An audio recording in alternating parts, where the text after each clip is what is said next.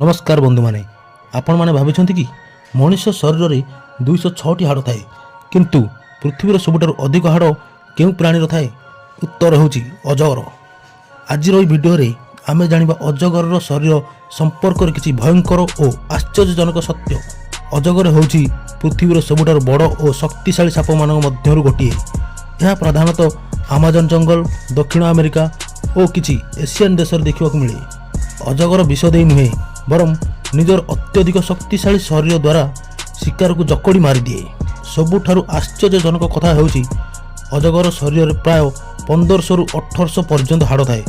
अजगर प्रत्येक छोट अंश गोटे गोटे मेरुदंड हाड़ और ता सहित दुईटी पाजर हाड़ जड़ित थाए।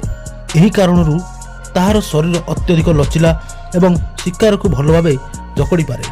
अजगर अधिक हाड़ थिबार किछि बड़ लाभ अछि। बड़र बड़ शिकार को गिली पारे, शरीर को जेकोसी आकार में मुड़ी पारे, पानी और जमी दुई ठारे सहजरे चलाचल करिपारे। एही कारणरू अजगर को प्रकृतिर एक नीरव किंतु भयंकर योद्धा बोली कुआ जाए। सांग माने आज आपण जानिले पृथ्वीर सबुठारु अधिक हाड़ थिबा प्राणी होची अजगर।